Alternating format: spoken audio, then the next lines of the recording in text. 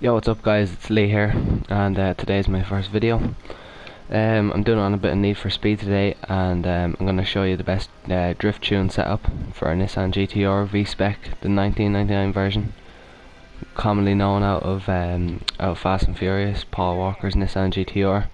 Unfortunately there's no paint or wraps that you can do it that way, but I'm sure if you put the time and effort in you could. So I'm just going to show you the perfect drift setup, and I'm going to show you how good this car can drift. So what you want to do is go into your handling and tuning, and basically these settings what I have here is the best for drifting, for keeping a long drift, getting more points, and then once you get more points you have more money. As you can see in the bottom left, I'm level 25. That's because I've been playing a lot of this game, trying to get used to it and see what the cars are like, but 77,555, and it does go a long way in the game.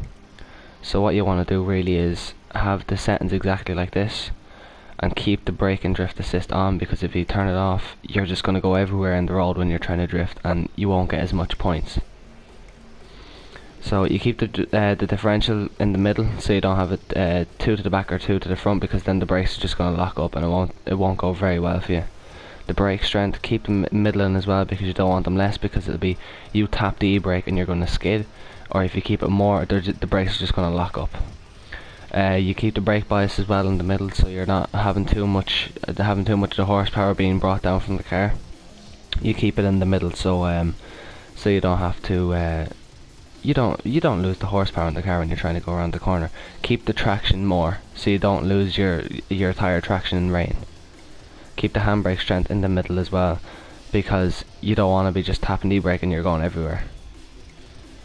The sway bar kind of stiff as well, so that when you actually are drifting, it's not drifting out too far to the right and you're smashing into walls, or too far to the left and you're smashing into walls. You just want to keep it in the middle. Keep the nitros kind of middling as well. That's if you have it in your car. If you're able to afford it, that's fair enough, but you have to get the respect as well in this game to be able to unlock more stuff. So I'm going to confirm this, and I'm just going to show you what it's like in the drifting setup. I'm going to go and do a race and show you what it's like. So yeah, let me know in the comment section below what you think of the game overall, and tell me what I should do it on next. Maybe drifting, maybe drag racing, a car setup, what car to do up completely, what car is worth all the money that you put into it. In my eyes, the Nissan GT-R is the best so far. Hey buddy, pretty sure. Right, so I'm gonna go onto my map here, and I'm gonna show you what it's like for drifting. Now, I'll go and do this one here. You get 7,000, which is fairly good. And as you can see there, drifting there is rep, big drift equals big rep. There you go. Just you should look at the comments that are put up on the screen, the loading screen, because they do actually give you good good tips like on the game overall. So I'm gonna start this now and just show you what this car is like for drifting. Alright. Once you nail this practice, we can move on. Right, so here we go.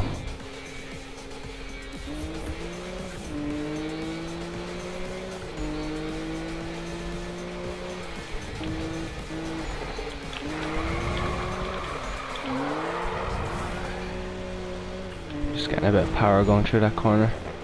Now here we go. Ooh, smashed up the car a bit.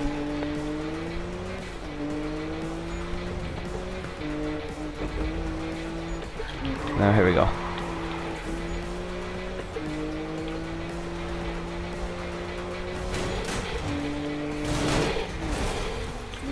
Car is pretty rapid, I'll say that much.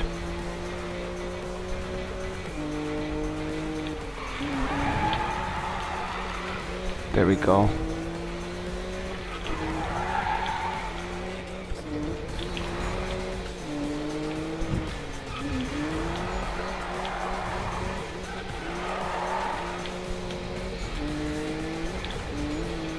Here we go.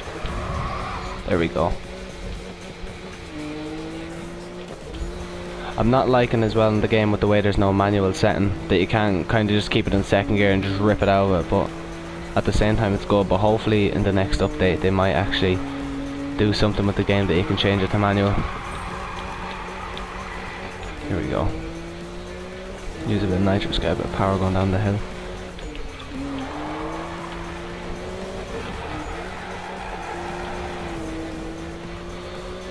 I'm liking the speed as well. It's not too heavy on speed. It's more horsepower and powering through corners than worrying about getting. Oh yes, I'm liking that.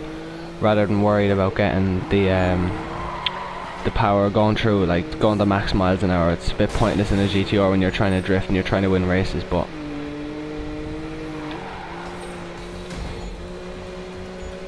use a bit of nitrous on the straight. There we go. And again. Last checkpoint, second last checkpoint. Oh, and I'll just do a cheeky drift. And we'll just park it nicely. There we go.